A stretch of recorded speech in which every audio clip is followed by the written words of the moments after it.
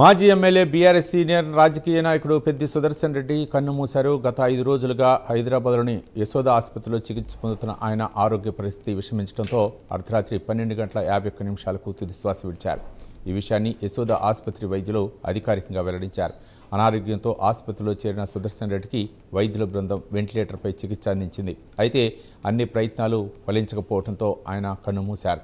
ఆయన మరణ వార్త తెలిసిన వెంటనే కుటుంబ సభ్యులు, బంధువులు, అభిమానులు తీవ్ర విషాదంలో మునిగిపోయారు.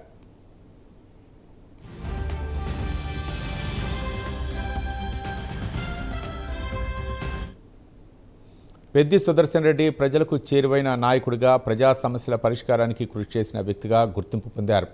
ఎమ్మెల్యేగా పనిచేసిన సమయంలో తన నియోజకవర్గ అభివృద్ధికి ప్రత్యేక శ్రద్ధ చూపుతూ ప్రజల ఆదరణను సంపాదించారు. రాజకీయాల్లో తనదైన ముద్ర వేసిన ఆయన సేవలను పలువురు నాయకులు, కార్యకర్తలు గుర్తు చేసుకుంటున్నారు. ఆయన మరణం పట్ల వివిధ రాజకీయ పార్టీల నేతలు, ప్రజాప్రతినిధులు, సామాజిక ప్రముఖులు సంతాపం వ్యక్తం చేస్తున్నారు. ఆయన కుటుంబ సభ్యులకు ప్రగాఢ సానుభూతి తెలియజేస్తూ ఆయన ఆత్మకు శాంతి చేకూరాలని ప్రార్థిస్తున్నారు.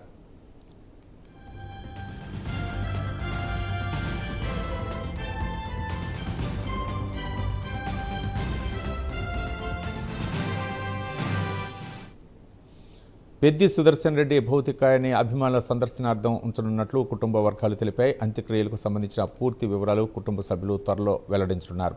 మాజీ ఎమ్మెల్యే పెద్ది సుదర్శన్ రెడ్డి మృతి రాష్ట్ర రాజకీయ వర్గాల్లో విషాదాన్ని నింపింది. ఆయన ప్రజాసేవ, రాజకీయ ప్రస్థానం చిరస్మరణీయంగా నిలిచిపోతుందని పలువురు అభిప్రాయపడుతున్నారు.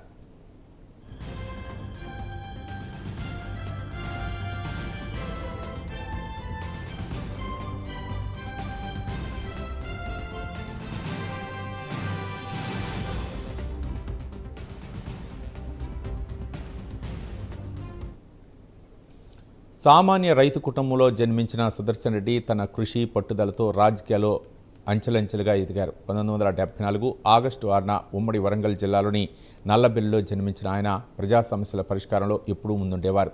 తెలంగాణ ఉద్యమంలో చురుగ్గా పాల్గొని ప్రత్యేక రాష్ట్ర సాధన కోసం తన వంతు పాత్ర పోషించారు.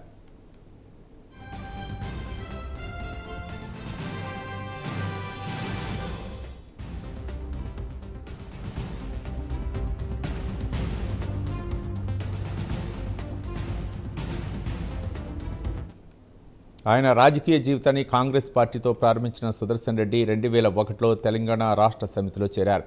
అదే ఏడాది నల్లబెల్లి జడ్పీటీసీ సభ్యుడిగా ఎన్నికై ప్రజాప్రతినిధిగా తన ప్రయాణాన్ని ప్రారంభించారు. అనంతరం రాష్ట్ర పౌర సరఫరాల సంస్థ చైర్మన్గా బాధ్యతలు నిర్వహించి తన పరిపాలనా సామర్థ్యాన్ని చాటుకున్నారు.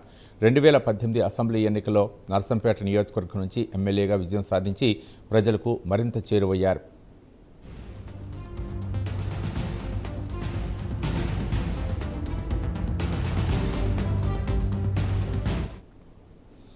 ప్రజలతో సన్నిహితంగా ఉండే నాయకుడిగా, నియోజకవర్గ అభివృద్ధికి కృషి చేసిన వ్యక్తిగా సుదర్శన్ రెడ్డి గుర్తింపు పొందారు. ఆయన ఆకస్మిక మరణంతో తెలంగాణ రాజకీయాల్లో ఒక కీలక నాయకుడిని కోల్పోయామని పలువురు రాజకీయ ప్రముఖులు సంతాపం వ్యక్తం చేస్తున్నారు. ఆయన ఆత్మకు శాంతి చేకూరాలని, కుటుంబ సభ్యులకు ధైర్యం ప్రసాదించాలని రాష్ట్ర ప్రజలు ఆకాంక్షిస్తున్నారు. మొత్తానికి పెద్ది సుదర్శన్ రెడ్డి గత అనారోగ్యంతో, అంటే గుండెపోటుతో యశోద ఆసుపత్రిలో చికిత్స పొందుతున్నారు. ఈ నేపథ్యంలో రాత్రి 12:51 ఆయన తుదిశ్వాస విడిచారు. అయితే కుటుంబ సభ్యులు ఆయన ప్రజల సందర్శనార్థం ఆయన భౌతికాయాన్ని అయితే మాత్రం మరి స్వస్థలమైనటువంటి అక్కడ స్వగ్రామంలో సొంత నియోజకవర్గంలో ఉంచుతారా, లేకపోతే అంత్యక్రియలు ఎక్కడ జరుగుతాయి అనేది ఇంకా క్లారిటీ రాలేదు. మొత్తానికైతే మాత్రం బీఆర్ఎస్ వర్గాల్లో తీవ్ర విషాదాన్ని నింపిందనుకోవచ్చు. ఇదే అంశానికి సంబంధించి మరింత సమాచారం మా కరస్పాండెంట్ చందు అందిస్తారు. చందు. రవి, తెలంగాణ ఉద్యమకారుడు, మాజీ ఎమ్మెల్యే పెద్ది సుదర్శన్ రెడ్డి కన్నుమూశారు.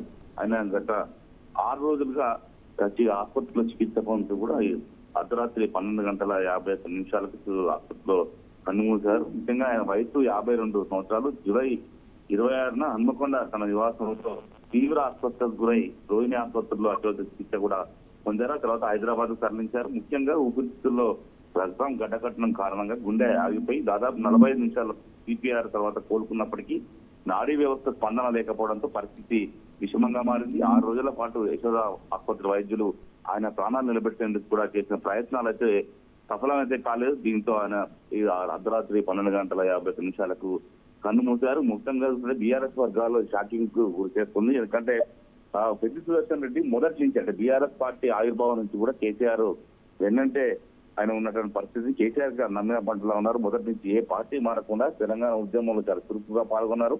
అదేవిధంగా రాష్ట్రం ఆవిర్భావం తర్వాత కూడా ఆయన చాలా చురుకుగా పాల్గొన్నారు. ముఖ్యంగా చూసినట్టయితే ఆయన ఆ బీఆర్ఎస్ పార్టీకి ఒక హార్డ్ కోర్ కార్యకర్తలా కూడా పనిచేసిన పరిస్థితి కనుక ఈ నేపథ్యంలోనే మొత్తం నర్సంపేట నియోజకవర్గంలో విషాద ఛాయలు అలుముకున్నాయి. ముఖ్యంగా కార్యకర్తలంతా కూడా బోరున విలపిస్తున్న పరిస్థితి కనిపిస్తోంది. ఇప్పటికే పార్టీ సంబంధించినటువంటి ముఖ్య నేతలంతా కూడా నర్సంపేటకు బయలుదేరుతున్నారు.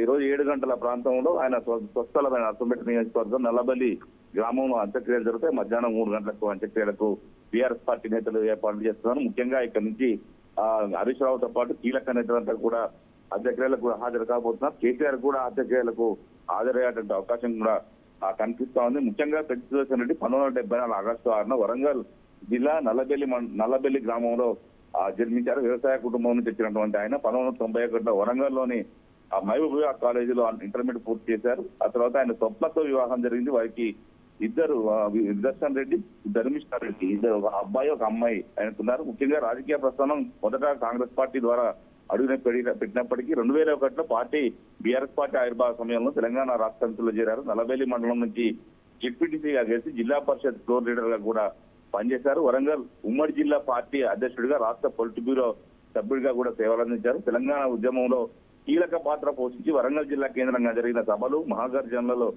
చాలా చురుకుగా పాల్గొన్నారు. కేసీఆర్ కుటుంబానికి అత్యంత సన్నిహితుడిగా పార్టీ ఏ బాధ్యతలు అప్పచెప్పినా కూడా చాలా అకుంఠిత దీక్షతో కూడా ఆయన పనిచేసేవారు. ముఖ్యంగా 2014 అసెంబ్లీ ఎన్నికల్లో మొదటిసారి నర్సంపేట నుంచి టీఆర్ఎస్ అభ్యర్థిగా పోటీ చేసిన ఆయన విజయం సాధించలేదు. 2018లో రెండోసారి ఘన విజయం సాధించి నర్సంపేట ఎమ్మెల్యేగా ఎన్నికై రైతులకు చాలా ఆయన నియోజకవర్గంలో రైతుల కోసం ఆయన పనిచేసేవారు. ముఖ్యంగా రైతులకు ఏ కష్టం వచ్చినా కూడా ఆదుకునేవారు. ఆ తర్వాత 2018, 2023 కాలంలో తెలంగాణ పౌర సరఫరాల సంస్థ చైర్మన్ గా, శాసనసభ పబ్లిక్ అకౌంట్స్ కమిటీ సభ్యుడిగా కూడా బాధ్యతలు నిర్వహించారు. ముఖ్యంగా నియోజకవర్గంలో ప్రజలకు ఎప్పుడు అందుబాటులో ఉంటూ ఏ అవసరం వచ్చినా కూడా ఆయన ఖచ్చితంగా వాళ్ళకి సహాయం చేశారు. ముఖ్యంగా కరోనా సమయంలో కూడా చాలా సహాయ చర్యలు కూడా చేపట్టిన పరిస్థితి ఉంది. ముఖ్యంగా ఆయన మరణం మాత్రం బీఆర్ఎస్ శ్రేణులు జీర్ణించుకోలేకపోతున్నారు.